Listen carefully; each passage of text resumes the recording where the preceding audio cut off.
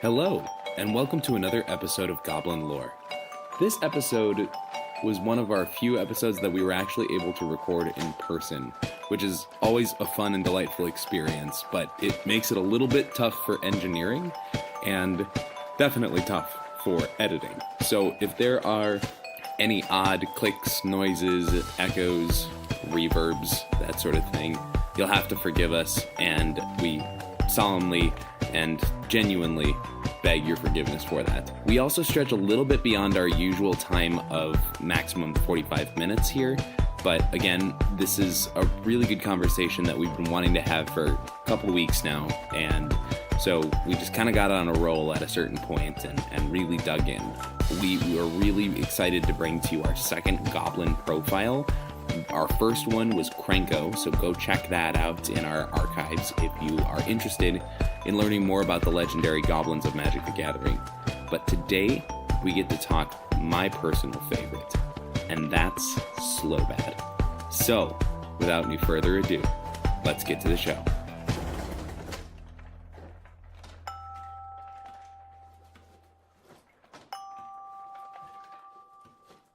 Hello, Podwalkers, and welcome to another episode of Goblin Lore. This episode, we are talking about friendship. Glowy, warm, squishy friendship. Friendship is magic. I think the real magic was the friends we made along the way. Insert a third bad joke here. And those Podwalkers are my friends who will be introducing themselves in a second. But just to really keep this podcast slightly on the rails here, we are talking about friendship in the context of Slobad, a goblin artificer from the plane of Mirrodin. This is our second, I believe, Goblin Profile in our Goblin Profile series. After Krenko. After Krenko, yep. Go check out Krenko, OG. Then we get to Slobad, the friendliest, squishiest, happiest goblin of them all. And possibly the smartest, but we'll get into that in a minute. First, I would like my co-hosts to introduce themselves with, as usual, we do a little bit of an intro question, and that question this week is, if you were to cast a magic buddy cop movie, who would your two protagonists be? So I'm Hobbs Q. I can be found on Twitter at Hobbs Q. So this is actually something that we talked a little bit about off the air. Alex brought up this amazing idea, and I had to flesh it out and run with it. And I literally mean run with it, and it's now going to be artwork in my future baby's room. This will be the second time we've mentioned my kid coming on air, so... Shout out to baby Hobbs. Yeah. Decided this week to start calling it Goblin, and Jen hasn't said no. Does that make it a Hobbs Goblin? Pun counter is at 6. So my buddy cop movie would actually be Nicol Bolas and Squee. And if you haven't had a chance, I do have art up of this over on my Twitter page that our friend Tappy Toe Claus, Sydney, yep, the cosplayer did for me. But it basically is because this idea is so great. Basically, Bolas needs Squee for some reason because, Squee's immortal. He knows stuff. Bolas needs to find out what Squee knows. So they're kind of on an adventure together. But Squee is completely annoying, and Bolas just keeps killing him. But Bolas doesn't understand why Squee isn't dying, so he's getting more and more frustrated. And Squee's just like, it's great to have a friend. This is so awesome. He's like completely oblivious to the fact that Bolas is like the one killing him on a pretty much daily basis. So he's just like, I'm along for an adventure. I have friends. He thinks it's great. And Bolas is just getting more and more like he can't figure out why he can't kill this thing. So that's, I'm going with it. I love it. I would watch it. I'm Alex Newman, found on Twitter at AlexanderNewM. I think my buddy cop combo that I think could be entertaining or interesting to watch would be Gideon and Danitha.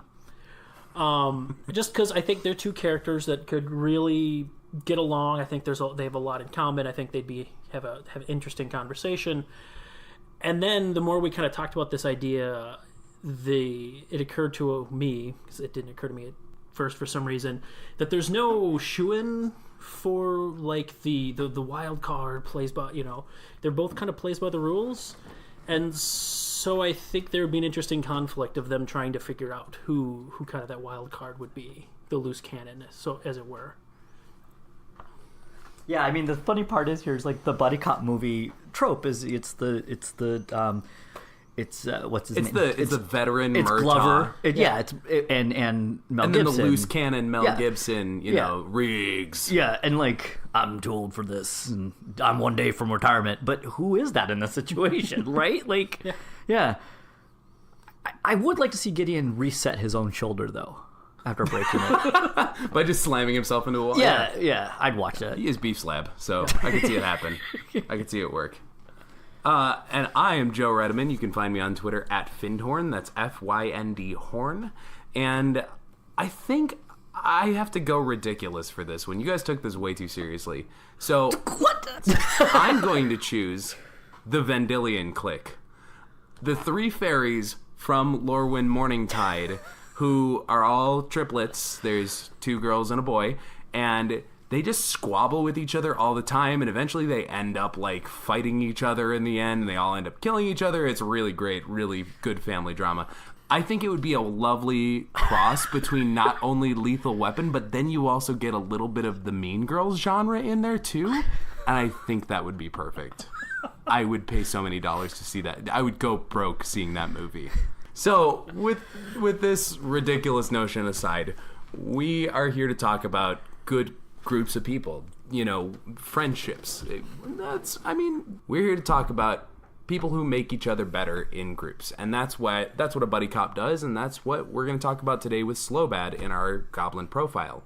So that's what we're talking about with Slobad, is, you know, how he got through in life, mostly through his friends. I mean, that's kind of the story of the Mirrodin cycle, is this group of friends who come together under unique, weird circumstances, kind of save the world, and then end up with a series of very tragic things. But we won't get to that yet.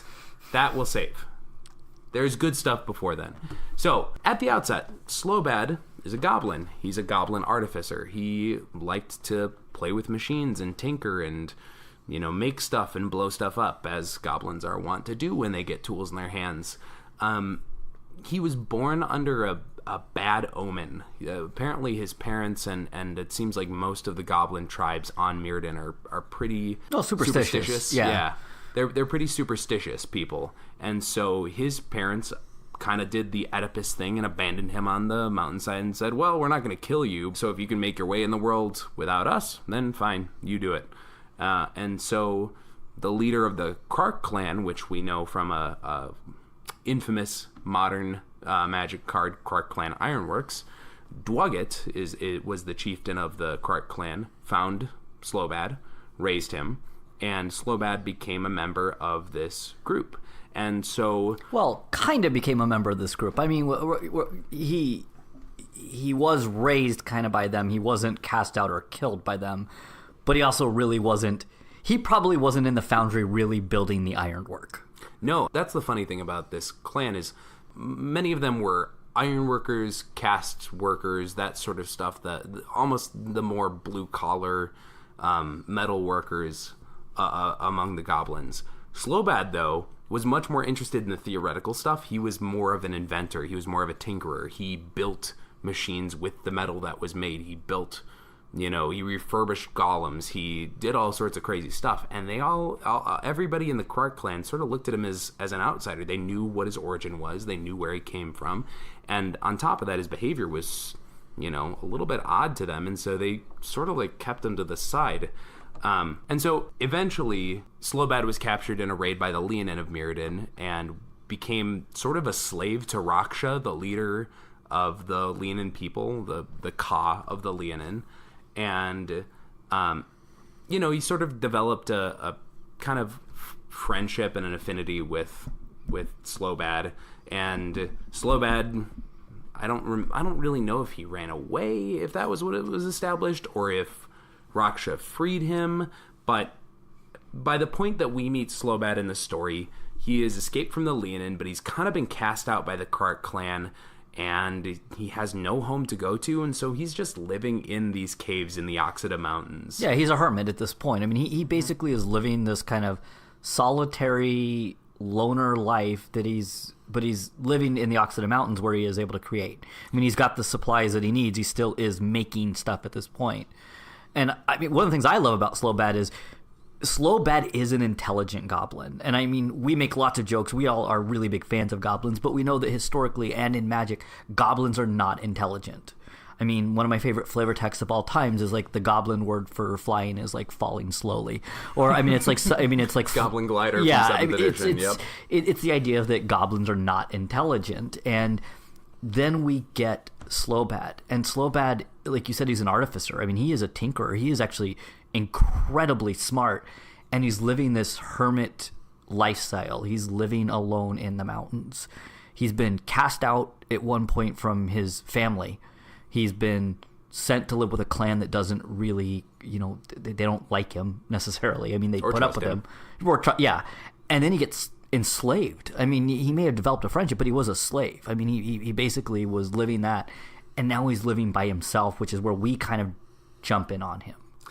Well, and so where we meet him too is he's living actually in the caves where the leveler beasts go to hibernate until they go out again. And so if you didn't play Mirrodin set or you haven't read the story, the levelers are these I think they might actually be typed juggernauts, but they're these juggernaut type creatures that roll around and just slash up anything, like people, trees, terrain. It doesn't matter. They will just crush it, chew it up, and spit it back out. They're kind of the natural disasters of Mirrodin, essentially. Well, so the flavor text is, once a century, the levelers rip through every corner of Mirrodin, obeying the commands of an unseen master. Yeah. And so Slobad has found where they go to hibernate, and he's just kind of poking around and seeing what they do and what makes them tick, and that's where we encounter him, because we're following the story of Glissa the elf. And Glissa is sort of the protagonist of the story. She is the main character. She has been cast out because there is suspicion that her whole family was killed by her.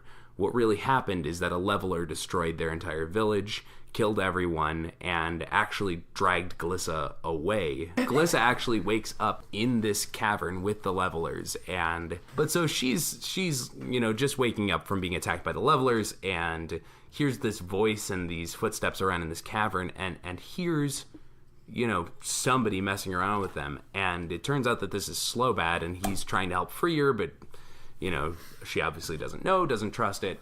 And eventually he does help free her. And when they start interacting, talking, and going forward, initially I think part of it is Glissa's had a pretty rough couple of days leading up to this, that she doesn't trust this person who just came out of the blue and helped her for no reason.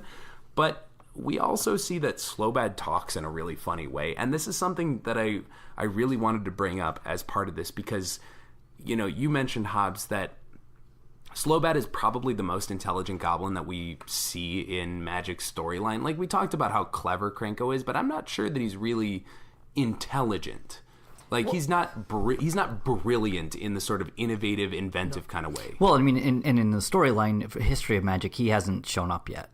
Right. I mean, to this point especially, yes. To this Slobad point especially, is the smartest goblin ever. I mean, we're talking about, like, we've had Squee, and we're going to be getting to Squee eventually, and we want to say that we are getting to Squee, because we've had requests for that.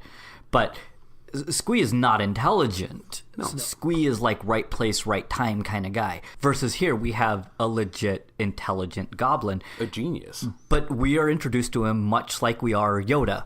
And that's in Empire Strikes Back. I mean, one of the things that we see is when we first are... It does try to play on our expectations. Luke goes to Dagobah. He ends up sinking his ship in the swamp, and this creature tells him that he can basically take him to Yoda. But that is actually my favorite version of Yoda at that point, because he's like hitting R2-D2 with a stick because he wants to take the flashlight from him, and he's like breaking Luke's stuff, and he's going through everything. And Yoda talks with this the weird inflection where he mixes up his language with verbs. Interestingly enough, I've seen analysis that it is the same language as Gollum. So Gollum actually has language patterns that are similar in terms of how he's mixed up. And once again, Gollum would not be considered to be unintelligent in that story, but we are presented with characters that talk in a certain way that are made to appear dumb based on that. And I think when we've done this, you talked about, you actually have some quotes from Slobad that show just how this language looks in the storyline. Yeah, and so it's really fascinating that, there's sort of Glissa and Slobad sort of talk about what the levelers are, what their origins are, who they serve, what purpose they serve, all that sort of stuff. And Slobad obviously studied these things for quite a bit, and so he knows a bit. He's got some hunches at least, and so Glissa is sure that they're creatures, right? On Mirrodin, every person, animal, thing at least is some part metal and some part flesh, or some part organic. And so this is the quote here. "They're not alive?" asked Glissa, leaning against the goblin for support. "You see their metal blades and legs? Their glass domes, huh? Do you see any flesh, huh? Any?" said Slobad, pointing to the leveler. "Well, I'm alive and have metal arms and legs. You have a metallic, nose." "Levelers are all metal, huh?" said Slobad. And so one of the things is Slobad ends most sentences with "huh." Huh? It's sort Yeah? of this like Yeah. I in editing this podcast, I have found so many times that I say it's just filler. Yeah. There we go.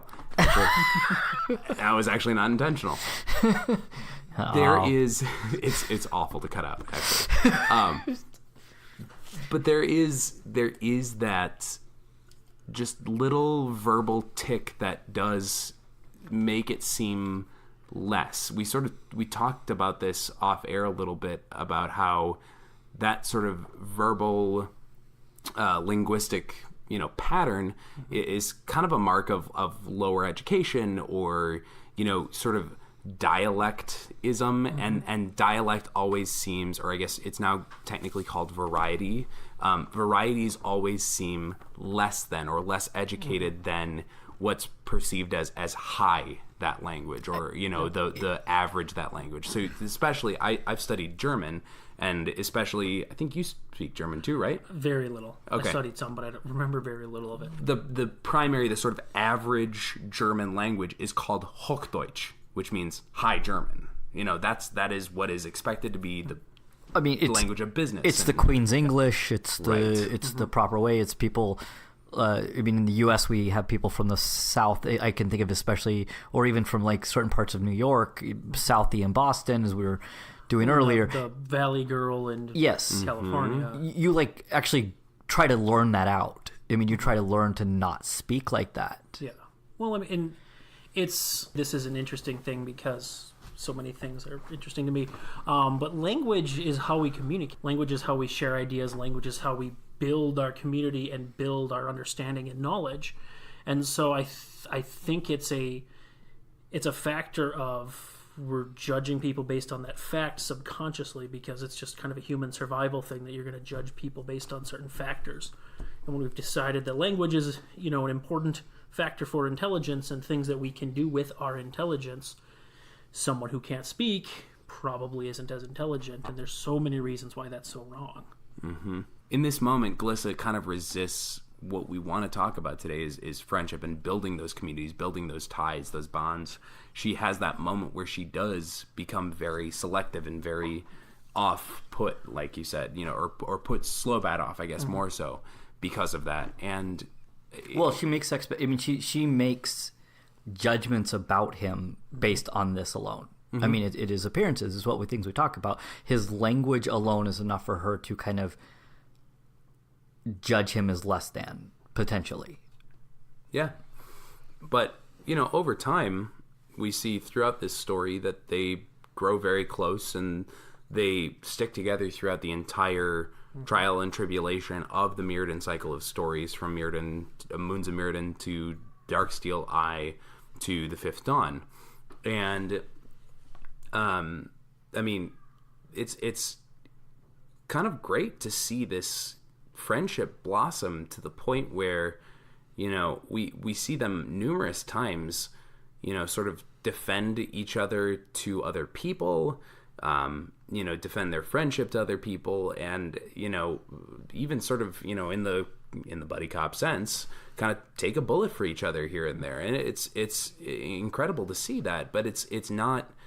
I've seen online a lot of people sort of ship Glissa and Slobad, and ship, if you don't know, is the sort of the online slang for they relationship. Right, conjecture them to be in a relationship. In romantic. I mean, Right. when we're talking about shipping of characters, it's to do with romantic, and we've talked about this, that whenever there is a friendship, I think in Magic, the story in general, if that friendship is seeming like, oh, there could be something more, people really have this, I think, desire to want to make that into a relationship, a romantic relationship.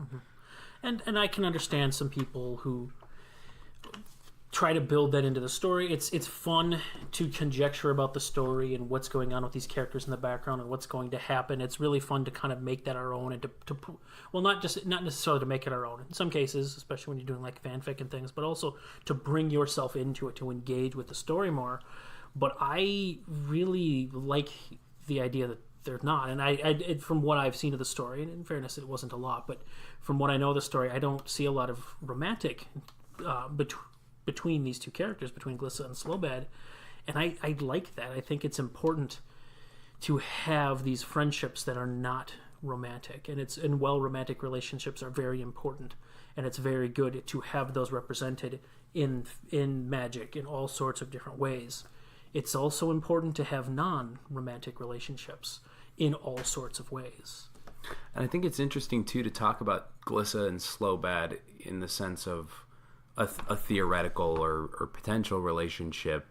You know, again, just to keep this, since we're talking about it, to keep this in the idea of what if.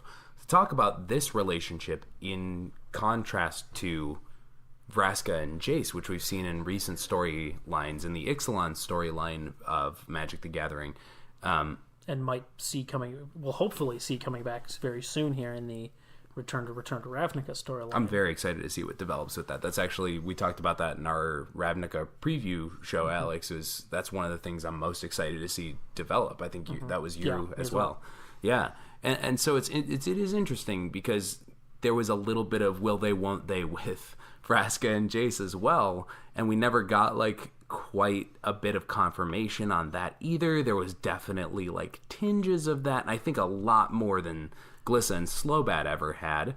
But I think it is interesting there to see again a relationship that is very connected, that is very meaningful to Vraska and Jace, but doesn't necessarily have to blossom into a relationship. Maybe it does just stay a really close friendship. Maybe it does, stay an unrequited love if it is love, Again, like you're saying, Alex, that whole spectrum is really great to see because that is the human experience. That is our experience in life. Well, and one thing that happens a lot, too, is especially when you have a male and female character with friendships, there's a lot of there must be a romance there, or maybe there's romance there in conjecture. And sometimes, like I said, it can be fun to play with characters, but ultimately I think it's good to have those exact relationships where that doesn't happen.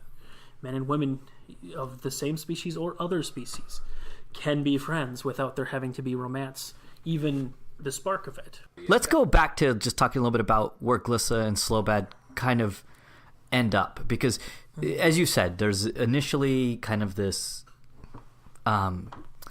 we're not even sure if she really wants him to be a friend. We don't know what she wants at this point, and they end up traveling together and they have these adventures, and these adventures actually turn into, becoming very central to this plot or this storyline of Mirrodin, kind of surrounding Memnarch. So we've talked about this in our Artificial Planes episode. Mirrodin is actually an artificial plane created by Karn, our old buddy, who he really wanted this idea of like his own world where everything had that metallic element to it, or that inorganic life. Where it was mathematically perfect. Yeah. Right. Like a music box is how I like to think about it. Yes.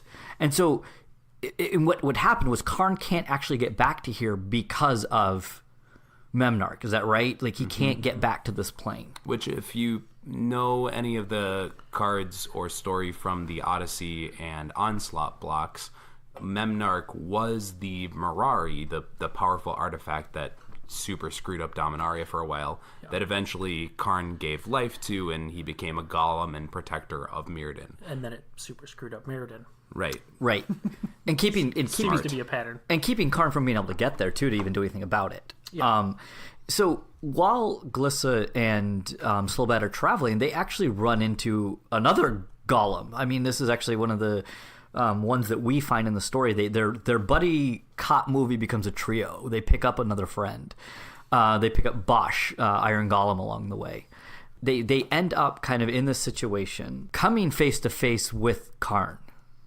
And they basically have a decision to make. Well, specifically, Slobad has a decision to make. At the end of this whole cycle of stories, we find out that it is Memnarch, Karn's protector and the former Mirari, that has been kind of machining all this stuff to happen, no pun intended, on Mirrodin. Pun counters at 7. That has been machining all this stuff to happen on Mirrodin. And his whole goal is essentially to become like Karn. He wants to travel the plains with his father, basically. He has this weird complex about wanting to be like his creator.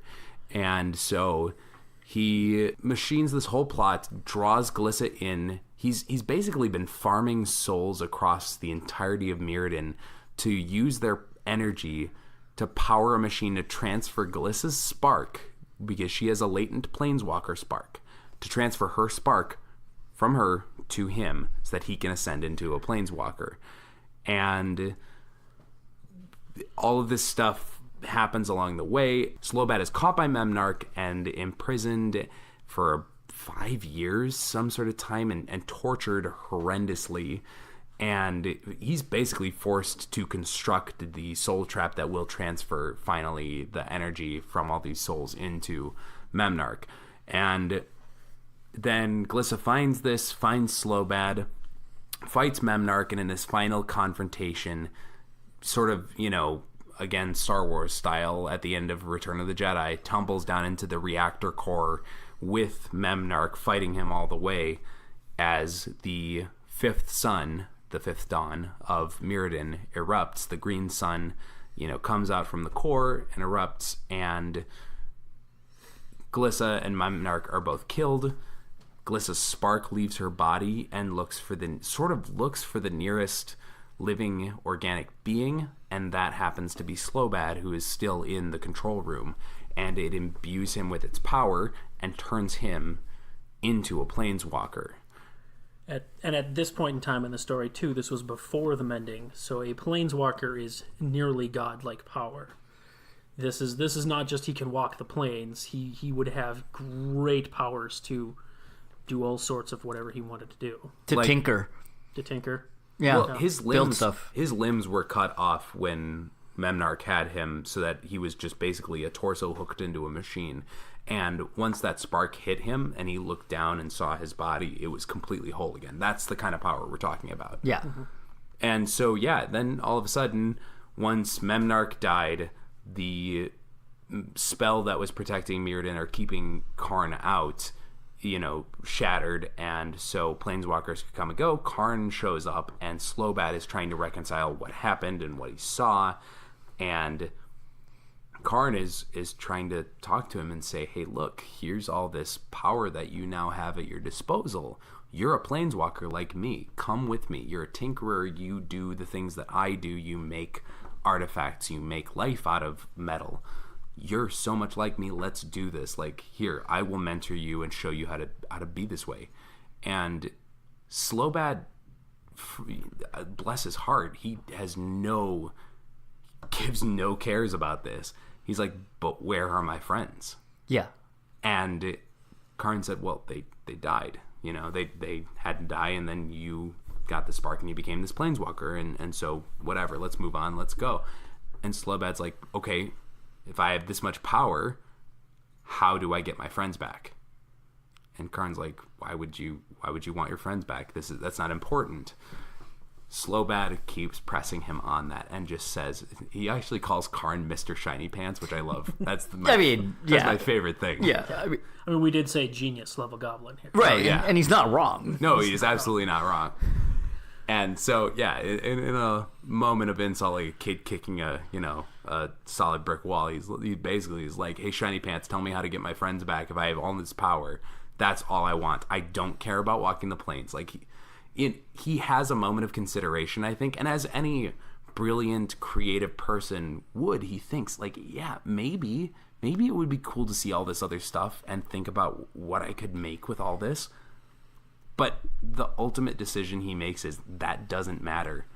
If I don't have Glissa or Bosch, who we also forgot to mention before, but is the iron golem that they encounter along the way and help refurbish, if I don't have those two, I don't have anything, and none of this matters. And that, to me, is one of the most beautiful, heartwarming representations of what red in Magic can be. If I don't have the people close to me, nothing else matters. That's why, the real world topic to pair with his story is friendship. Right. That's what was important to him. And to the point of, we talked about this before, in the sense that he may have cut Karn off before he could allow himself to be persuaded. I mean, I remember the quote kind of, the shiny pants thing kind of comes with, like, he basically cuts Karn off. And we questioned a little bit about, did he do this because he knows what that temptation is? He knows what... Karn kind of tells him, well, why don't you come with me and see, and then you can decide if this is something worth giving up. Right. I think, I don't know that it's explicitly stated, but I think you're right, Hobbs. It's Slobad basically says, no, I don't want to even be tempted. I'm not. Yeah. It's not worth it. Whatever it is, it isn't worth it. So, I mean, he gives up his spark to kind of have things go back the way that they were. I mean, his friends that were with him in the core will survive. All the people who lost their lives in Memnarch's war come back to life as well. And as a result of Memnarch dying, the soul traps that he'd stolen creatures from tons of different planes. And so all of those soul traps release, and all of the generations of creatures that had populated Mirrodin for years and years and years then immediately phase back to their planes. And sort of chaos erupts because all the elders and leaders are gone. Yeah, the ones who were taken left, but their descendants remain. Yes, yeah, okay. And now, unfortunately, this is where we get to the part that, to me, is the saddest part of this storyline. So, Mirrodin is outside of us being on Dominaria forever at the beginning of Magic. Mirrodin is the first time that we really get to return to a plane. And what we basically return to it, we almost pick up, I think, storyline-wise, after all of this has happened. And Glissa and Slobad rush out from where they were. And this, to me, is one of the things that angered me the most about returning to Mirrodin. Slobad just is kind of unceremoniously killed. I mean, he dies, like, very unceremoniously. It's all the elders of the Goblin tribes have, instantly flashed back to whatever plane they were kidnapped from. Yeah. And so now all these goblins don't have any leaders or elders, and they riot and go crazy. And the people on the plane don't understand what happened. They don't understand these people were sent home to what they understand. All these events happened, and then all of our elders are just gone. Mm-hmm.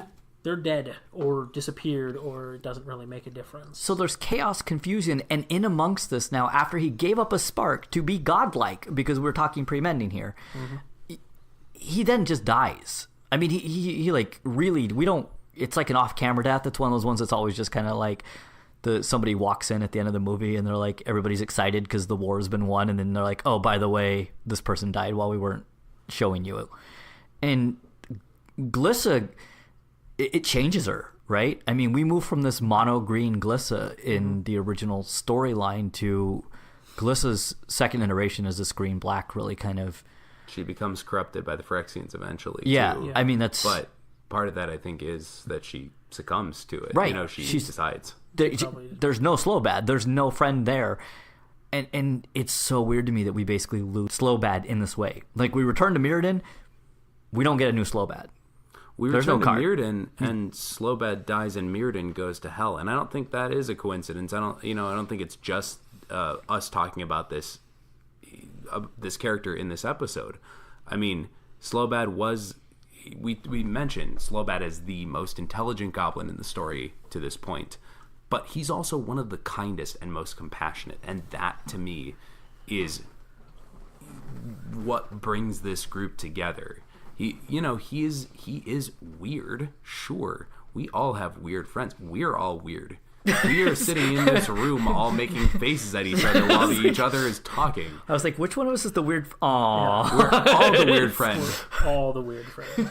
And so I think that's the thing, though, is he's that glue, that lovable glue. He's the Joey from Friends that binds that whole group together and makes it work.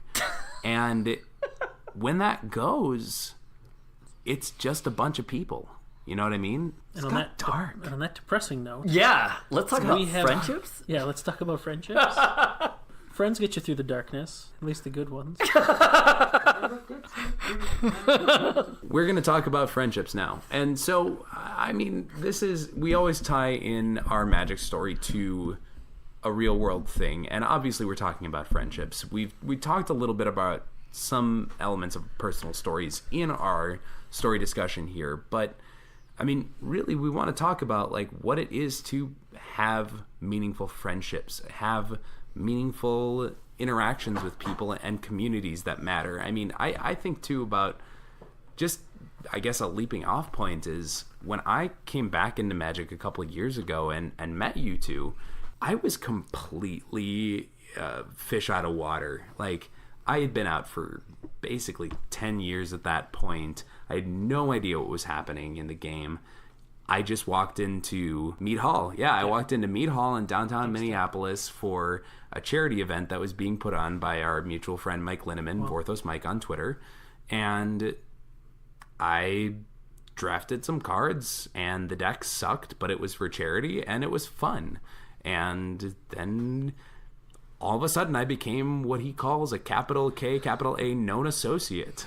Yeah, if you want to talk about friendship in the Magic community, at least the Minneapolis local Magic community, Mike Linneman, I think, at Vorthos Mike, is a really good pillar of that. He, like you said, the known associate. If you've ever met Mike, or follow him on Twitter, seen him talk, he talks about people as the known associates. That's his thing. And like Joe, when I walked into this group, didn't really know a lot of people. I met a mutual friend of ours from out northeast, Jeff Good, came into town and introduced me to a bunch of Minneapolis people who I'd never known before. Including me. I mean, I ended up bringing Jeff over to your old apartment and us hanging out because Jeff was staying with me because I had met him through Twitter and knew him. Yeah. So here I am now meeting a person in Minneapolis. Yep. Through somebody from Maine. Yeah, and through Jeff, through this group, met Mike Linneman, and his first thing, you're like, all right, now you're a known associate. You hang out with him, now you're a Magic player, you're a known associate.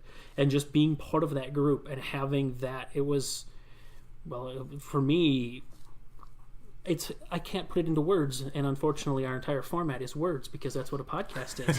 But it was incredible to just be part of this community and just be brought into the community immediately. There wasn't questions. I showed up to the event, and it's all right. Now you're a known associate. How's it going?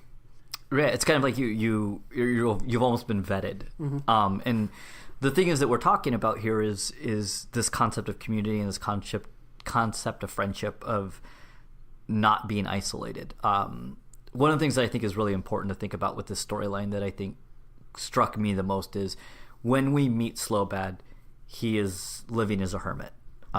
He's had a pretty horrible life up to this point. It's not like people have been, or other beings have been good for Slobad.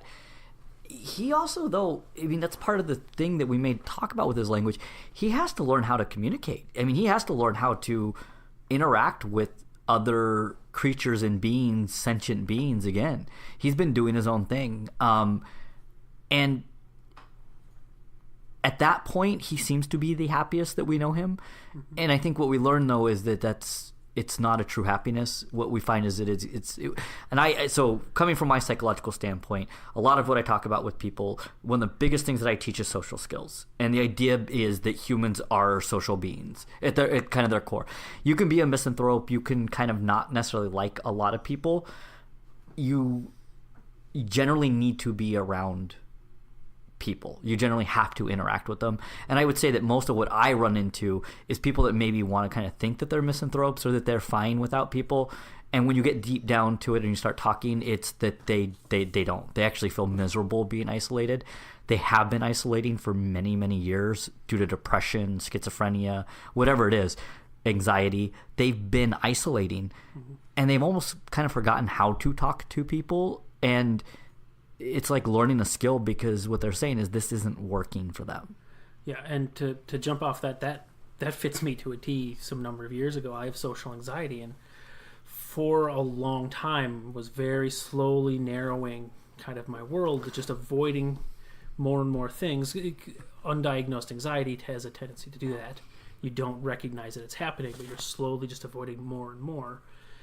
And then when I actually went to hospital with a panic attack one day, I was like, okay, I need to get some help. And I was able to see a great therapist and started to work through this. And magic was my way to learn how to talk to people. And that, I thought that I was very much alone. And I'm still a fairly introverted person. And, the anxiety is always a present thing. But as I learned, as I started to interact with people more, to go to events, go to Grand Prix and cons and just the local game store, I'm actually a very outgoing person. Despite the fact that I'm still an introvert. I need to spend time by myself to recharge, but I'm an outgoing person, and it's very important for me to have interactions with people. Yeah, and like I said, it is a skill like anything else. When you don't do it, when you avoid, you do lose it. And I mean, I think that what we're finding is, I really would have loved to have been there to see Slobad and Glissa, because I really do wonder what Slobad was like after having been basically a slave, run out, and probably thinking he didn't need anybody else, and probably being very comfortable for many, many years with that lifestyle. And then this elf drops into his life, kind of literally, in amongst the levelers, and he doesn't choose to basically send her on her way and ignore her or just leave. Well, and there's some, I don't know, maybe hope or persistence in that story too, because after 3 societies have enslaved or rejected him, he tries again. Right. With this elf. Right. And that's when he finds this friendship that matters so much to him. Yeah. And picks up a golem along the way too. Yeah, golems are cool. I mean, golems are cool. I mean, and I'm pretty sure in Slobad's art, that's him working on Bosch. Mm-hmm. Oh yeah. Those two were tight. Yeah. Just a tinker and his golem. That's some more artwork we need. I specifically wanted to talk too about the kind of the known associates title. So when we see kind of what you were saying, Hobbs, when we see Glissa and Slobad first meet, Slobad probably doesn't really know if he wants or needs anybody in his life. Glissa, I'm not sure, also knows that. She also has had a really screwy past week, and her whole family's gone, and her whole world has changed, and she's probably like, I don't know what this weird goblin is talking about, and I don't know that I want him around. But sort of the known associate title that we had is, we kind of all were put into this bucket by somebody who was very friendly, very outgoing, very effervescent, very excited about a lot of things. And we all became known associates. We weren't necessarily Alex, Hobbs, and Joe. We were all known associates. And so that gave us kind of an easy way of talking and communicating with each other and just getting to know each other and finding out about each other without any real pressure. It wasn't, I feel like there is this pressure of expectation almost when you throw around the F word, friend. Sometimes there can be expectation about that. Like, there's the old saying of however many years you've known somebody is, it's that times $100 is what you'd pay to get them out of jail if you ever had to bail them out, And so for my oldest friend, I probably would go bankrupt. But, with a known associate, it's kind of a funny title. It's kind of goofy. There isn't that sort of expectation or weight put on it to be anything more than a buddy who plays cards, or somebody that you interact with when you're around, but you don't need to be in contact with all the time. I mean, we did the GP here, and we planned basically a barbecue. And I had this barbecue at my house. I'm a pretty trusting person. I'm willing to have people over. Part of what got people invited outside of the normal just straight Minneapolis group was people being kind of Twitter known associates, being people that I had interacted with enough to feel comfortable to allow into my house, to cook food for, to hang out with. I mean, I had developed friendships from even afar, and I think this is one of the things that I've talked about a lot when it comes to Twitter. I have had people who I never met in person or spent time with in person stay at my house. And part of what that is either stupidity on my part, naivete, or this vetting process, or this kind of known associate thing that makes me a lot more willing to put myself out there. And it does help that, each time I've done this, I haven't been burned. And I think that what you're kind of talking about with the way that happened, that's how when we've had events at GPs, we've organized them by making them, expanding who we're opening to by people we've interacted with, and we know that they're friends of friends. I mean, I don't really fully want to go here, but this can end up with us hanging out with people that aren't good people. And that gets found out, I will say, in the long run. And it doesn't necessarily reflect badly. It just means that there wasn't enough information, but we gave people chances to learn about them and to maybe spend time with them. And maybe that lasted for one GP versus people that keep coming back and we're doing cubes with, and we're hosting events with, and we're doing podcasts with. Aw. Guys, we just had a moment. I don't want any moments. But anyway, just saying that, like, this idea of developing community, developing community is something that can happen even when some of us have struggled with trust, or we've had to rebuild that avoidance or that piece of kind of slowly coming to something. But having that idea that that you can show up and you're going to be invited in to do a cube, or you're going to be invited in to have a meal. Well, and it's not just, I like that. It's not just starting from zero. That's the nice thing. Because I think for a lot of people, when you meet a stranger in your day-to-day life, you start from zero. It's not good. It's not bad. It's just zero. It's neutral. But kind of when you're in a group like that, and this, I hope this doesn't sound like bragging. I think everybody listening to this has some sort of group like this, whether or not they realize, but where they can step into that group and start above zero. They start as a known associate. They start as somebody. Point is, you step in to this. I'm sure everybody listening to this has some sort of group that you step into, and you're instantly at above average trust and comfort, whether or not you realize it. Sometimes in social situations, you have to be at neutral, and sometimes you start behind the 8 ball.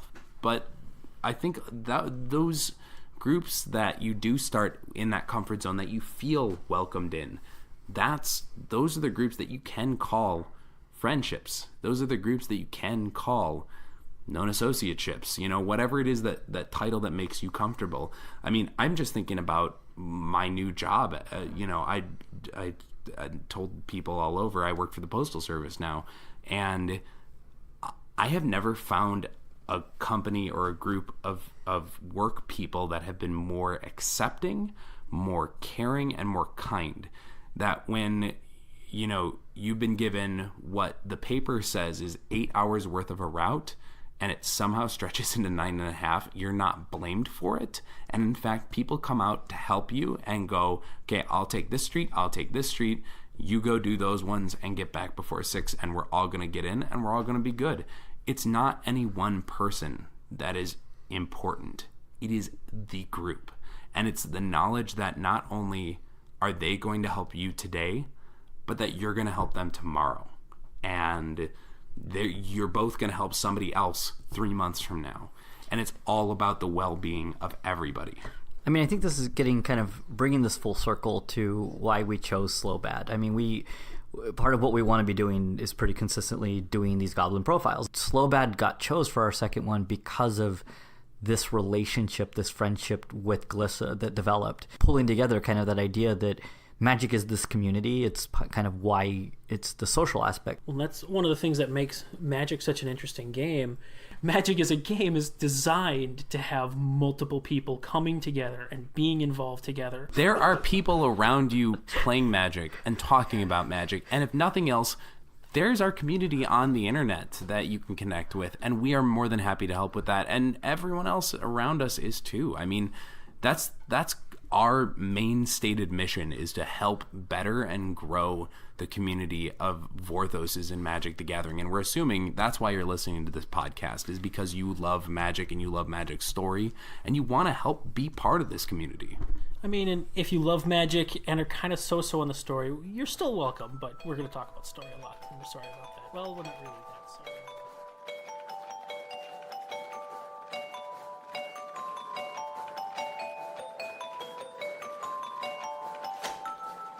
That's our show. The show can be found on Twitter at GoblinLorePod, or you can email us any questions, comments, or concerns at goblinlorepodcast@gmail.com.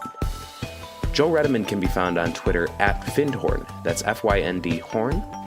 Hobbs Q can be found at Hobbs Q, and Alex Newman can be found at Alexander New M. Goblin Lore is a member of the Geek Therapy Network. Geek Therapy celebrates how geek culture can save the world through podcasts, videos, blog posts, community outreach, education, and convention appearances. It's a network of like-minded creators who believe that all different facets of nerd culture are important to understanding how our minds and communities work. Check them out at geektherapy.com or at geektherapy on Twitter. Thank you all for listening, and remember, goblins, like snowflakes, are only dangerous in numbers.